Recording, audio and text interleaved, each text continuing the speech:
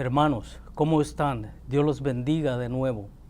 Con otro estudio de Pablo, ahora entraremos en este nuevo capítulo de la vida de Pablo. Como todos saben, hemos venido estudiando el libro de un hombre de gracia y firmeza. Pero ahora entraremos en la obediencia de Pablo, andando él en la misión que el Señor le dio después de su conversión. Este capítulo, dejado libre para obedecer, en el cual nos muestra de cómo Pablo estaba en la iglesia de Antioquía, predicando y dedicado a la enseñanza del Evangelio y haciendo la voluntad de Dios. Pero aquí vemos de cómo Dios aparta a Pablo estando en la iglesia de Antioquía para usarlo en la obra que lo llamó. Esto lleva a Pablo a un cambio de planes de dirección. En pocas palabras, deja de hacer Pablo lo que estás haciendo y Dios le dice, te mostraré lo que harás. Así como a Pablo lo apartó, así Él lo hace con nosotros también, pero tenemos que estar en obediencia. El cambio a veces amenaza nuestra comodidad, interrumpe nuestra rutina, desafía nuestras prioridades y a veces causa ansiedad. Sin embargo, estoy convencido de que una vida de obediencia nos resulta imposible si no estamos dispuestos a cambiar. En nuestro estudio de la vida de Pablo, hemos visto de cerca cómo este extraordinario hombre de gracia y firmeza manejó muchas crisis de cambio y eso lo marcó y preparó singularmente para la tarea que Dios había planeado con él. Entremos en el tema de hoy y leamos lo que nos relata en Hechos capítulo 13, 1-4, de cómo la iglesia se encontraba en ese momento. En la iglesia que estaba en Antioquía había profetas y maestros.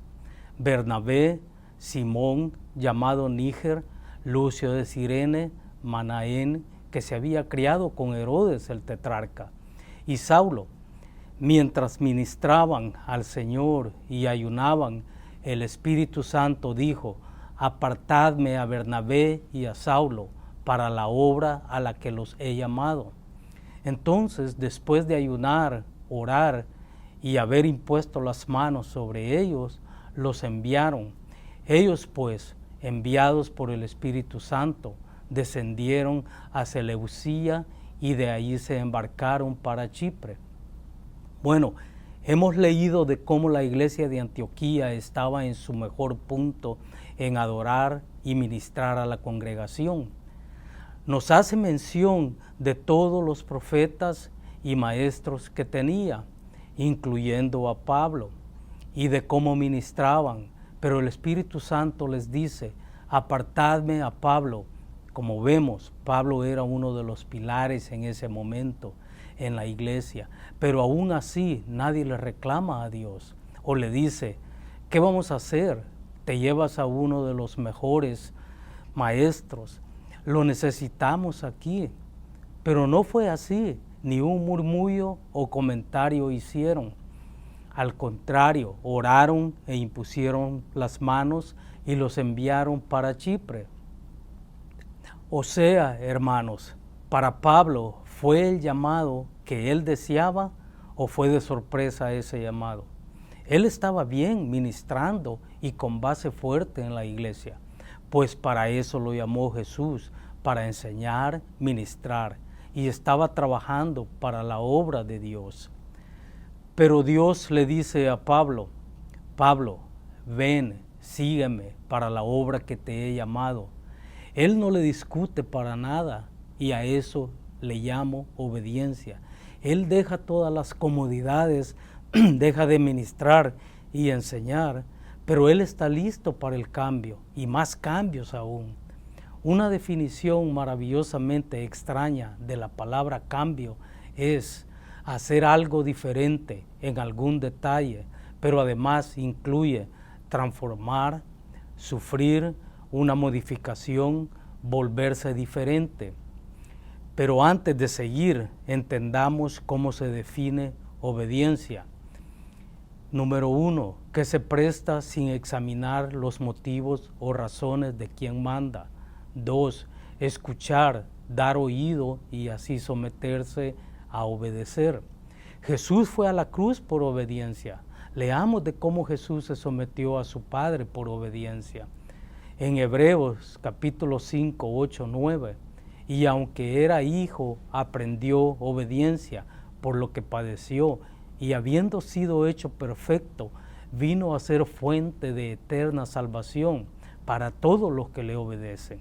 Ahora, hermano, yo te pregunto, ¿estamos dispuestos a obedecer y dejar todas las comodidades que nos atan y aceptar ese cambio para servirle? Tal vez eso explica el por qué el cambio es tan desafiante. No es fácil volverse diferente. Aunque el cambio sea bueno, rara vez es fácil o agradable. Nos atrae más el camino cómodo. No se nos olvide que aquí Dios le está hablando a cristianos, líderes, maestros, o sea, a ti o a mí. Pero hay otra palabra que es muy esencial en nuestro caminar espiritual. Esa es libre. O sea, somos libres para servirle a Dios, ya que Él nos dio perdón y libertad por medio de su obra en la cruz. En Juan capítulo 8, 32, 36 nos dice, y conoceréis la verdad y la verdad os hará libres. Ellos le contestaron, somos descendientes de Abraham y nunca hemos sido esclavos de nadie. ¿Cómo dices tú, seréis libres? Jesús les respondió, en verdad os digo, que todo el que comete pecado es esclavo del pecado, y el esclavo no queda en la casa para siempre. El Hijo sí permanece para siempre. Así que, si el Hijo os hace libres, seréis realmente libres. Hermanos, el cambio que Dios hace en nosotros es bueno, porque Él no solamente cambia nuestro entorno, nuestra vida, Él más que todo se interesa en nuestro corazón. Hay un himno, y creo que todos lo conocemos, y es, cambia mi corazón, oh Dios, cambia mi corazón, hazlo fiel a ti. Cambia mi corazón, quiero estar en ti. Tú el alfarero, yo el barro sois, hazme de nuevo, te lo pido hoy. El permitir que Dios nos moldee y nos convierta en algo diferente nos resulta incómodo y a veces absolutamente doloroso, porque somos como la cerámica, dura, frágil e inflexible. En Romanos capítulo 9, 21 nos dice, ¿o no tiene el alfarero derecho sobre el barro de hacer de la misma masa un vaso para uso honorable y otro para uso ordinario? Cuando nuestra voluntad es como el barro, entendemos que ese cambio es inevitable si lo ponemos en las manos del alfarero. Necesitamos un cambio de corazón. Solo tú, Señor, puedes hacer que esto suceda y que perdure. Hermanos, la cirugía del corazón es la especialidad de Dios, aunque el proceso sea doloroso. Volviendo a Pablo y a Bernabé, ellos estaban muy felices ministrando en la iglesia y estaba creciendo, las vidas estaban siendo transformadas, pero Pablo y el cambio habían llegado a conocerse muy bien durante los años anteriores de su vida. Recordemos que la vida extraordinariamente pura de Pablo estuvo directamente relacionada con su disposición a aceptar los cambios. Recordemos cuando Saulo se dirigía a Damasco en persecución de los cristianos. Una luz vino del cielo y fue convertido a Cristo. Fue una transformación radical. Pero volvamos al texto. En Hechos capítulo 13, 1. En la iglesia que estaba en Antioquía había profetas y maestros, Bernabé, Simón llamado Níger, Lucio de Cirene, Manaén, que se había criado con Herodes el tetrarca, y Saulo. La iglesia de Antioquía estaba bajo la influencia de 5 excelentes profetas, predicadores y maestros, y eso es lo que la iglesia necesita, líderes correctos para los ministerios, para poner fundamentos fuertes. Y cuando digo correctos, no me refiero a perfectos, me refiero a que estén dispuestos y comprometidos al llamado de Dios. En Salmo 143, 10, David nos exhorta a perseverar en la voluntad. Enséñame a hacer tu voluntad, porque tú eres mi Dios. Tu buen espíritu me guíe a tierra firme. Hermanos, Dios le habló a la iglesia de Antioquía por medio del Espíritu Santo, y esa es la manera que nos habla hoy en día. Aunque hoy creo que nos habla a través de su palabra, a través del suave susurro del Espíritu Santo. Muchas veces hoy en día es difícil comprender de cómo Dios dirige al ministerio, porque estamos muy absorbidos por lo que pasa a nuestro alrededor del mundo secular. Los asuntos del ministerio rara vez son tan claros. Le servimos a una deidad que no podemos ver. Muchas veces sentimos como si se nos pidiera que sigamos un plan que no entendemos, pero a veces son cambios que los tenemos que aceptar. Si usted es llamado por Dios para ir a un lugar o actividad o ministerio que no esperaba, no debe tener miedo al cambio, y esta es la razón. Leamos en 1 Corintios capítulo 15, 58.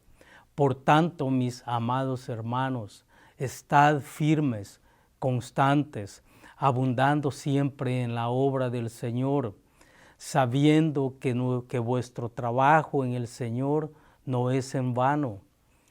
Hermanos, hay que marchar de frente.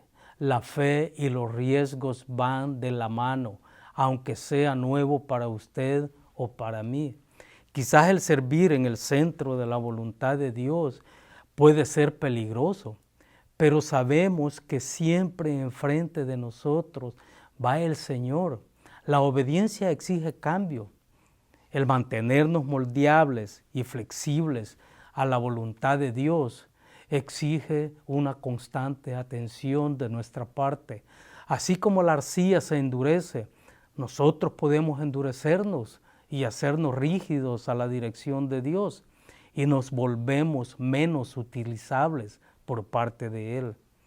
Hermanos, hay verdades con las que hemos luchado y que las podemos aplicar cuando hay un cambio en nosotros. Los ingredientes que necesitamos aplicar contienen un poco de lo negativo y un poco de lo positivo. Primer ingrediente negativo: no se cierre a ninguna posibilidad, manténgase abierto a todo lo que Dios pueda tener para usted. Pero no olvide que usted puede ser el próximo Bernabé o Saulo. Recuerde que estamos hablando de cambios para poder obedecer. Segundo, no permita que las muchas actividades lo debiliten y lo hagan menos sensible y eficaz. La mayor amenaza para su ministerio puede ser su propio ministerio. Asegúrese de apartar un tiempo cada día para estar con el Señor y su familia. Ahora veamos los puntos positivos. Primer ingrediente positivo: deje a Dios ser Dios. Él es selectivo cuando escoge a las personas. Y si usted no es escogido para ir, en vez de sentirse mal, regocíjese. Dios tiene un plan y sus razones para escoger a quienes Él escoge. Dejemos que Él haga su trabajo. Segundo ingrediente: esté listo para decir sí. No espere que todos los detalles estén arreglados antes de aceptar y obedecer. Por supuesto que habrá dificultades. Y si Él le dice que se quede donde está, quédese tranquilo y dé el máximo en lo que está haciendo.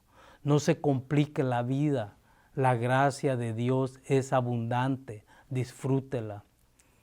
Hermanos, un último chequeo íntimo en nuestro propio corazón. Solo usted y el Señor conocen la condición de su corazón.